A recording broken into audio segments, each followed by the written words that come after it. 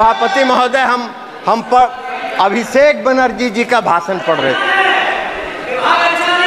अच्छा विभाग, आपको ये सब यही काम तो करते रहे आज तक आप लोग। आप लोग यही काम करते रहे। आप चेयर पर गिद्ध के तरह कैसे नोचना है, ये सब नहीं होता है यहाँ। आराम करिए आप।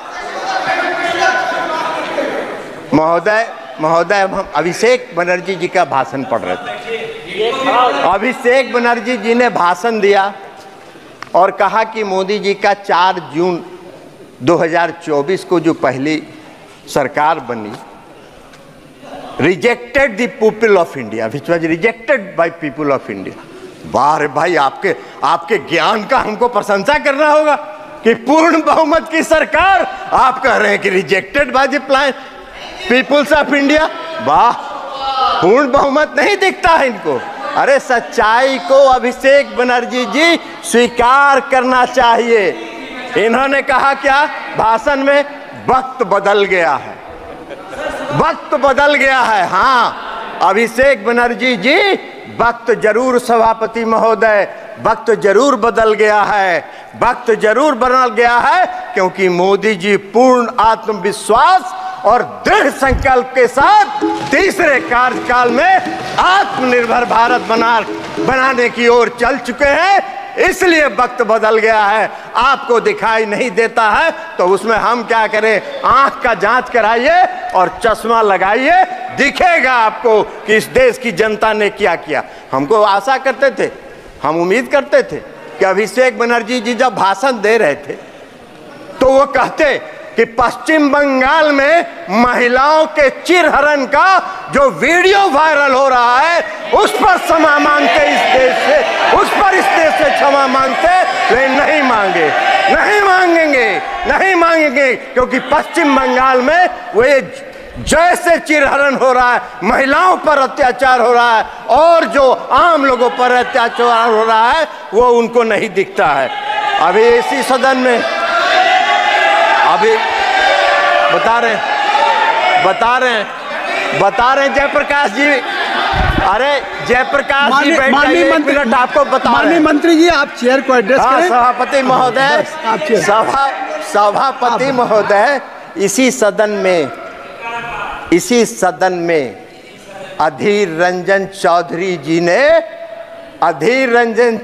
जी ने अपने मन का भड़ास और मन का तकलीफ कई बार सदन के पटल पर उतारा।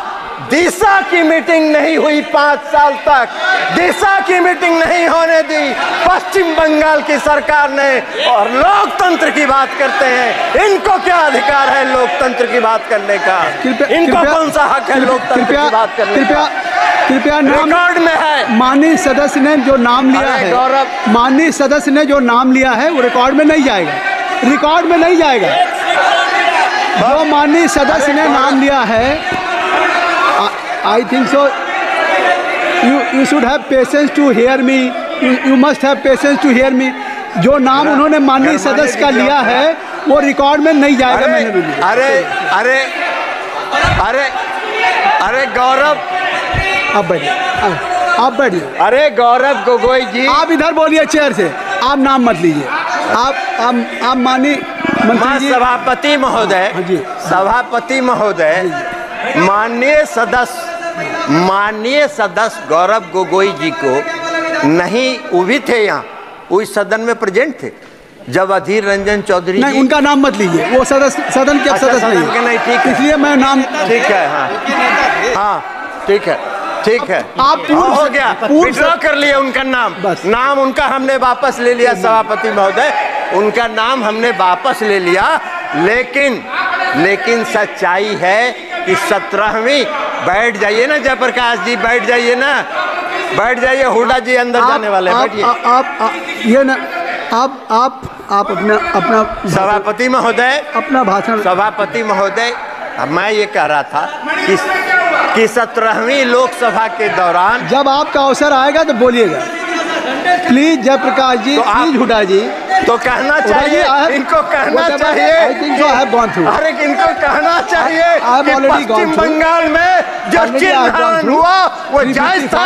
यही कह दीजिए, यही कह दीजिए देश के सामने, यही कहिए। माननीय मंत्री आप इधर बैठिए, मैं दूंगा, इनकी बात खत्म कर लीजिए, आप बैठ जाएं। जयप्रकाश जी आप बैठ जाएं, बैठ जाइए ना। ये क्या बात है, आप जयप्रकाश जी बैठ जाए, बैठ जाइए माननीय सदस्य। ऐसे सदन ऐसे नहीं चलता।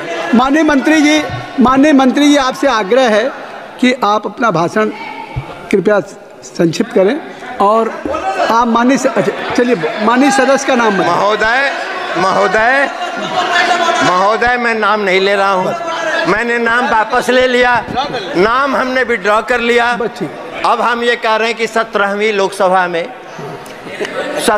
लोकसभा में उस समय माननीय विरोधी दल के नेता और सबसे बड़े पार्टी के जो नेता थे, उन्होंने सदन के अंदर कई बार अपनी पीड़ा का इजहार किया कि उनके क्षेत्र में दिशा की बैठक होने नहीं दी जा रही है। और गौरव गोगोई जी बैठे हुए थे, गौरव गोगोई जी उसके गवाह हैं। जयप्रकाश जी तो उसमें थे नहीं, ये कहाँ से जानेंगे। तो इसलिए गौरव गोगोई जी के सामने पीड़ा हुई। एगो सीट कांग्रेस को दिया, कांग्रेस ने दिया नहीं, एक कांग्रेस एक को सब। अब उसके बाद भी लगे हुए हैं, तो लगे रहिए मुन्ना भाई, कुछ न कुछ तो मिलेगा। लेकिन 99 वाला भी खतरा है, सांप का अगर काटा तो 0 पर आइएगा। लेकिन लगे रहिए, क्या करिएगा। और पूरा भाषण हमने शैलजा जी का भी सुना, शैलजा जी का भी भाषण हमने पूरा सुना। और शैलजा जी का भाषण हमने सुना, वो पूरा हरियाणा केंद्रित है। अरे ये देश का बजट है, हरियाणा का बजट थोड़े है। जयप्रकाश जी भी अभी बोल रहे थे पूरा हरियाणा केंद्रित। अरे देश का बजट है भैया, देश पर बोलो, देश। और नरेंद्र मोदी जी पूरे देश को आगे बढ़ाना चाहते हैं। ये उनका संकल्प है, ये उनका आत्मविश्वास है। इसलिए मैं समझ दूंगा, मैंने कहा है, अब मैं दूंगा। आप बैठ जाइए जयप्रकाश जी डिक्टेट नहीं कर सकते सदन में, आप बैठ जाएं। मैंने हुड्डा जी को कह दिया, रूलिंग दे दिया, आप बैठ जाइए। अब अध्यक्ष महोदय, सभापति महोदय, वित्त मंत्री का आप बैठ जाएं, कृपया आप सब लोग बैठ जाएं। तो हमने ये कहा कि पूरे 3 दिन तक ये बजट पर कम बोलते रहे। देश के प्रधानमंत्री आदरणीय नरेंद्र मोदी जी का चेहरा इनको पसंद नहीं था, तो इसलिए उनकी आलोचना में ये पूरा 3 दिन इन्होंने बिताया। अब बजट में जो प्रावधान है उसको इनको दिखाई ही नहीं पड़ा, वो देखना भी नहीं चाहते, इसलिए कि तो पीड़ा में है, अंदर से कष्ट में है, विचलित है। तो मन जब विचलित रहता है तो सच अच्छी बात दिखाई नहीं पड़ती है। इसलिए कह रहे हैं इनको बजट के भाषण में, वित्त मंत्री जी के बजट के भाषण में साफ